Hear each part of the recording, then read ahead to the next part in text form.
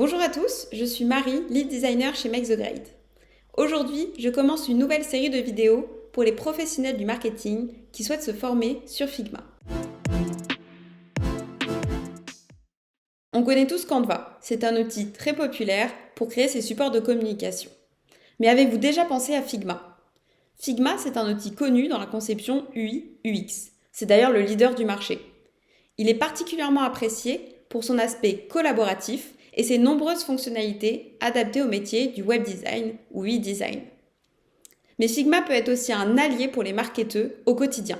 Par exemple, vous allez pouvoir créer vos visuels pour vos réseaux sociaux, pour votre newsletter, créer vos fiches persona, créer des présentations et bien plus encore. Chez Make the Grade, l'équipe marketing l'utilise au quotidien. Il offre plus de fonctionnalités que Canva et vous verrez qu'il n'est pas si difficile à prendre en main.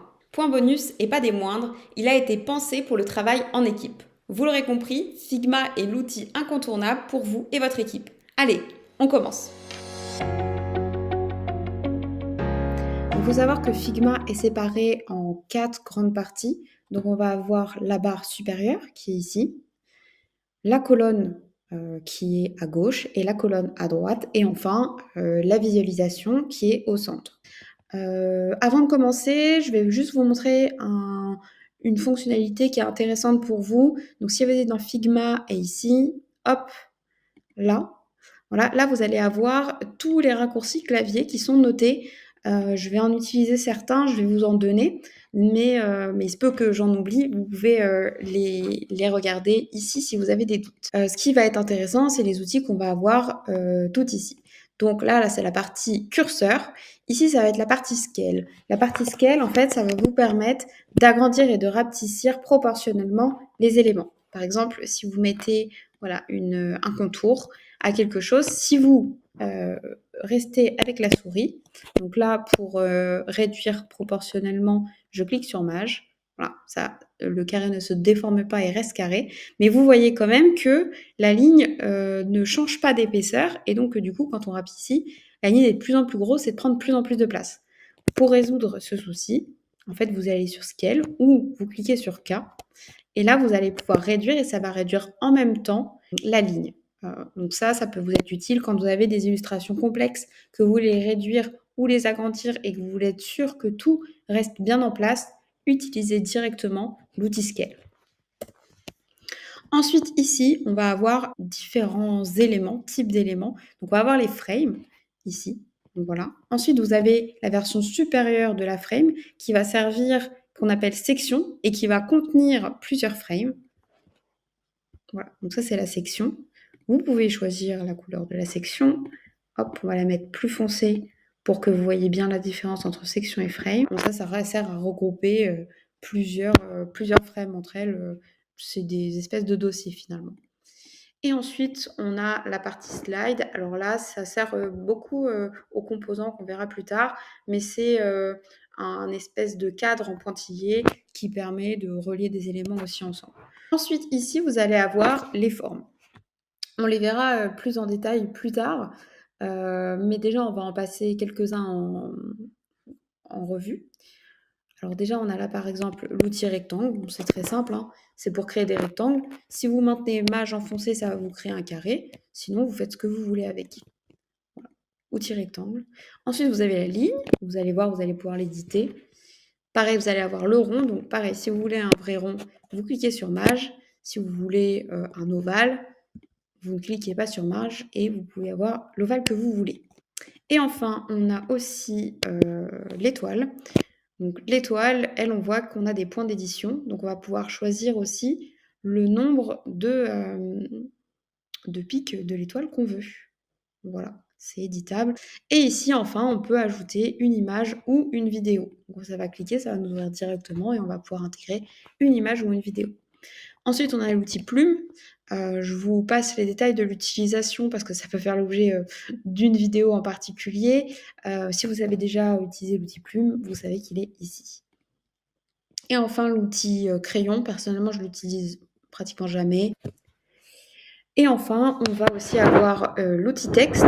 Voilà. Donc, l'outil texte, vous avez deux manières de le faire. Donc, soit vous sélectionnez, vous cliquez. Là, ça va ouvrir le champ, soit vous cliquez une fois et vous glissez pour créer un cadre. Et là, vous allez avoir un cadre de texte. Moi, je vous conseille pour le moment de juste cliquer une fois. Comme ça, le cadre va s'adapter à la longueur du texte que vous écrivez et ça va être plus simple. Voilà pour ça. Ensuite, ici, pareil, on le verra un peu plus en détail plus tard, mais vous allez avoir toute une partie avec tous les composants. Ensuite, on a la partie plugin. Vous allez voir, vous pouvez taper plugin Figma. Vous allez avoir plein de plugins intéressants sur Figma que vous allez pouvoir utiliser et dans de prochaines vidéos, je vous expliquerai plus en détail certains plugins qui peuvent vous être utiles au quotidien pour créer vos visuels pour les réseaux sociaux, des fiches persona et autres. Et enfin, on a les widgets, donc ça peut être aussi intéressant, on verra en détail plus tard. La petite main sert à se déplacer sans rien bouger. Et enfin, ici, c'est la partie qui fait aussi que Figma est très collaboratif, c'est la partie commentaires. Donc, on va pouvoir, si quelqu'un fait un design, aller commenter directement les endroits où on souhaiterait donner son avis et recommander des modifications. Donc, il suffit de cliquer dessus, cliquer ici et de mettre votre commentaire. Voilà, ici, on va voir qu'il y a un ping sur le commentaire et la personne va pouvoir aussi répondre à ce commentaire. Si les modifications ont été effectuées, ici, on peut cliquer ici. Et voilà, le commentaire disparaît. Ensuite, si on va voir au milieu, vous voyez que si rien n'est sélectionné, on peut changer le nom du fichier. On peut aussi, hop, voilà, ici, si des éléments sont sélectionnés, vous allez avoir trois petits outils qui vont s'afficher. Alors, le premier outil, c'est la création d'un composant. Le composant, c'est des espèces de modèles en fait, si on crée un composant, hop, voilà, ici, j'ai créé un composant, je vais pouvoir le dupliquer n'importe où sur mon fichier. Et une fois qu'il est dupliqué, si je change sur le modèle global, là par exemple la couleur, ça va changer sur tous les autres composants. Donc là par exemple j'en ai mis 2. Si je change, hop, ça change pour les 3. Ensuite il y a l'outil masque, on verra un peu plus tard ce que ça fait, mais ça permet que la forme qui est en dessous en fait serve de masque. Donc là par exemple on va cliquer dessus et vous voyez que le rectangle, hop, on peut le déplacer, mais il rentrera toujours dans le rond. On va revenir en arrière pour que je vous montre le dernier outil qui est le Pathfinder. Donc là, vous cliquez sur la petite flèche et vous avez toutes les fonctionnalités du Pathfinder, notamment ici. Donc vous pouvez unir les deux éléments. Voilà, ils sont unis entre eux. Vous pouvez aussi soustraire les deux éléments. Donc, je vous conseille de tester et de voir ce qui est possible. Je vous laisserai tester cet outil de Pathfinder qui peut être utile dans certaines circonstances. On le verra dans des prochaines vidéos. Ensuite, ici, vous avez votre compte et là, ça va vous permettre de partager avec votre équipe. Donc, vous cliquez sur Share et ici, vous allez pouvoir copier le lien de votre fichier et pouvoir l'envoyer à d'autres membres de votre équipe. Ici, vous allez avoir différentes fonctionnalités. Partager le lien, dès que quelqu'un a le lien, il peut y accéder. Vous pouvez ajouter un mot de passe ou vous pouvez aussi inviter des personnes et donc ce sera seulement sur invitation. Voilà pour ça. Et ensuite, si vous voulez visualiser par exemple une maquette graphique ou ce que donne un post de réseaux sociaux par exemple ou une landing page que vous avez créée, vous cliquez sur le petit play et là, ça va vous ouvrir une fenêtre d'aperçu de votre prototype. Voilà pour cette partie. Comment fonctionne la colonne de gauche? En fait, la colonne de gauche, elle va vous servir à comprendre la construction de tout votre fichier. Dans un premier temps, vous allez avoir les pages qui sont ici. Si vous ne voyez pas les pages ici, c'est que ici, ce n'est pas cliqué. Donc, vous cliquez ici et là, vous allez voir les pages.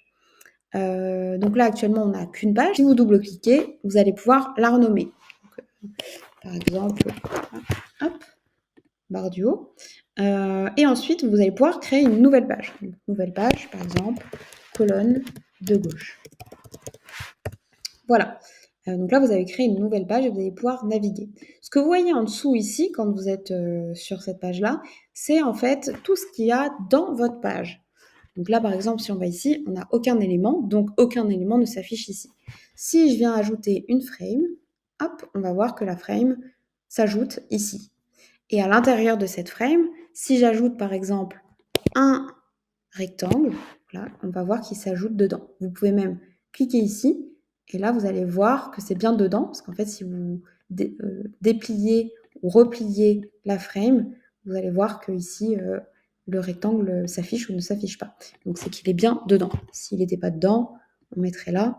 Et là, vous voyez, vous ne pouvez pas déplier parce qu'il n'y a rien. Voilà, donc ça permet de comprendre et vous voyez qu'il y a des icônes ici.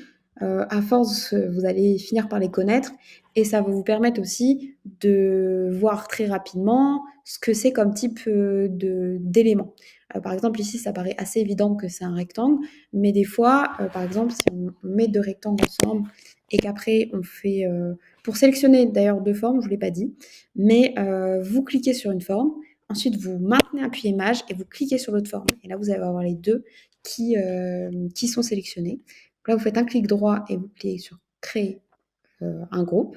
Donc, ça peut être commande G aussi en raccourci clavier. Et là, vous allez voir qu'ici, il y a un groupe. Ce qui est possible aussi, si on supprime ce groupe, donc un groupe, voilà, on peut créer une frame à partir de ça. Donc, frame sélectionne. Voilà. Et en fait, les deux se ressemblent vraiment. Et c'est en regardant ici que vous allez savoir si c'est une frame ou un groupe.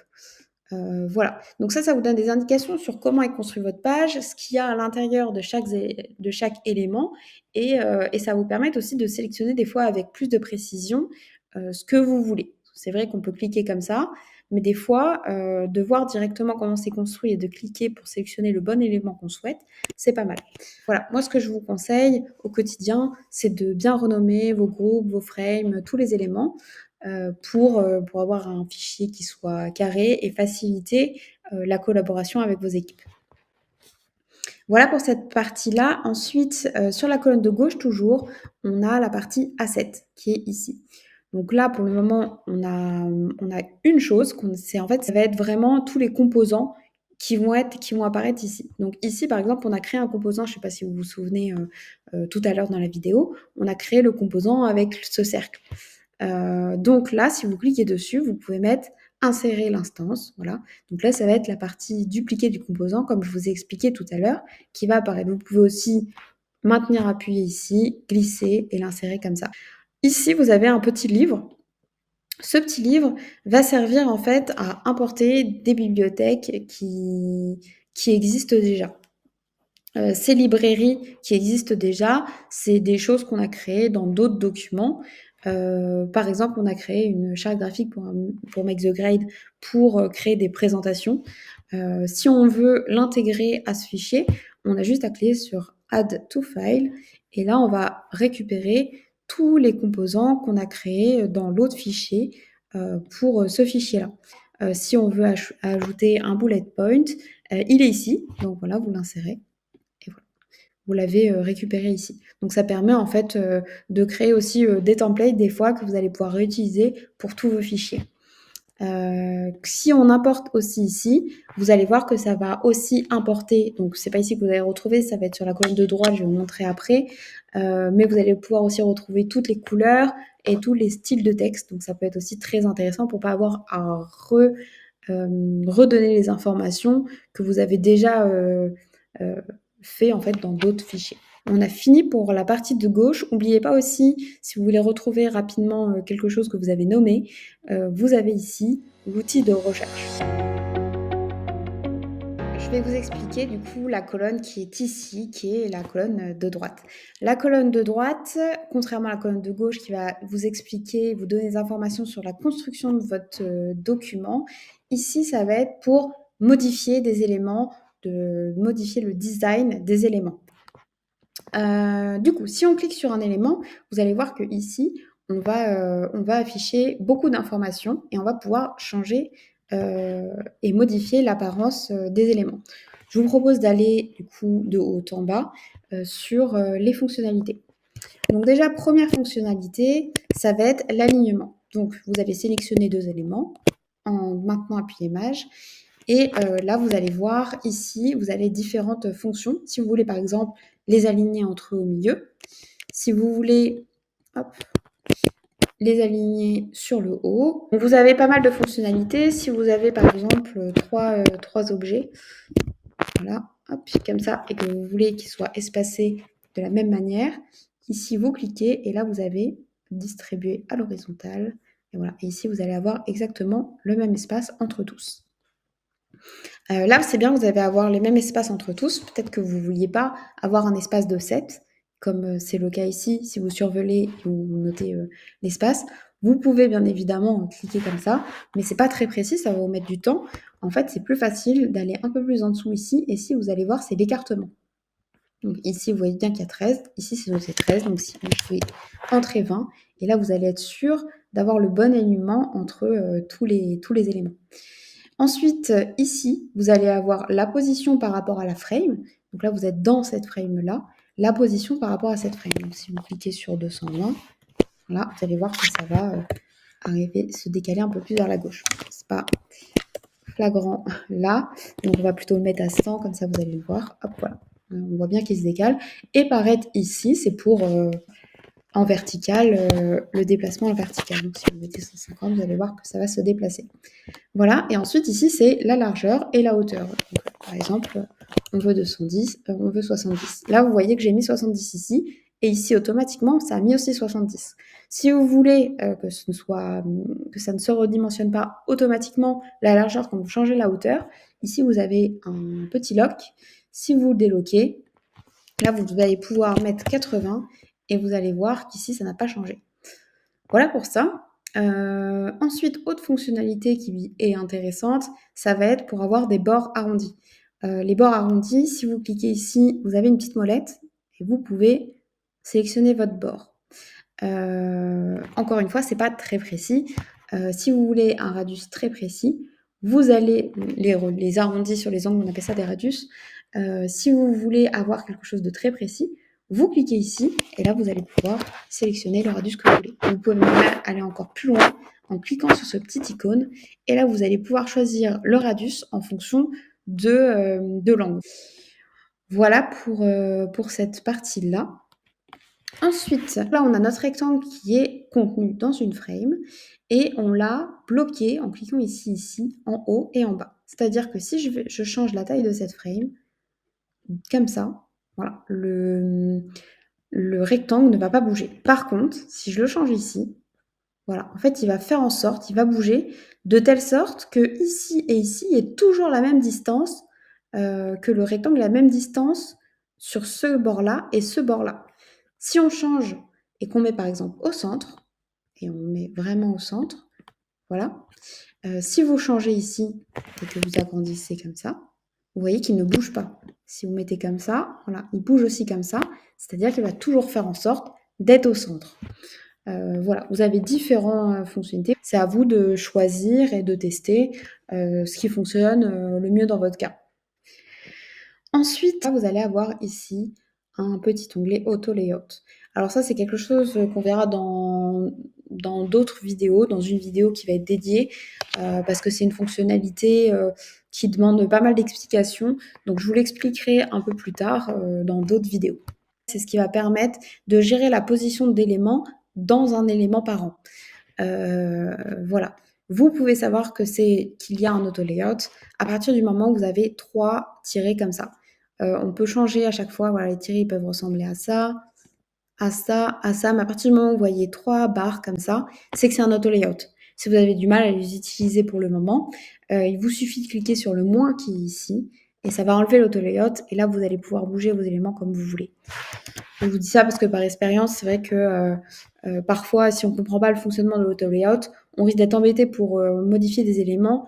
Dans ce cas, si vous avez ce souci-là, n'hésitez pas à enlever l'auto layout pour être plus libre dans vos mouvements. Voilà. Ensuite, ici, on a Layers. Donc, bon, ici, vous avez différentes fonctionnalités. Je vous laisserai les tester. Et ici, ce qui est intéressant, c'est que vous pouvez choisir l'opacité de votre élément. Donc, vous l'avez ici. Ensuite, ici, vous avez la partie File. Alors ici, ça va être pour la couleur du fond de l'élément. On va remettre sur 100 pour bien voir. Si vous voulez changer la couleur, vous cliquez sur le petit rectangle et là, vous allez avoir une palette de couleurs qui va s'ouvrir, tout simplement. Donc voilà, vous l'avez ici. Et vous pouvez sélectionner la couleur que vous voulez. Ici, vous pouvez aussi cliquer ici Et vous savez, je ne sais pas si vous vous souvenez, mais on a ajouté une librairie. On a ajouté la librairie MTG. Donc, il y a des couleurs qui se sont créées et qui sont venues s'ajouter ici. Donc, si vous cliquez ici, vous allez pouvoir récupérer directement les couleurs qui ont été enregistrées. Vous pouvez aussi vous-même enregistrer une couleur. Donc, par exemple, là, vous aimez bien ce violet. Vous pouvez cliquer sur ça et cliquer sur le petit plus qui est ici. Voilà, vous cliquez sur style parce que pareil, variable, c'est une autre manière de gérer les couleurs plus complexe. Donc pour le moment, cliquez bien sur style et là, vous allez pouvoir renommer, donc l'appeler violet. Voilà. Et ici, vous allez voir, il y a le violet. Donc si vous voulez après, ce sera plus rapide pour retrouver votre couleur. Et surtout, si vous changez votre couleur, vous cliquez dessus et ici, vous allez sur le petit Edit Style. Voilà.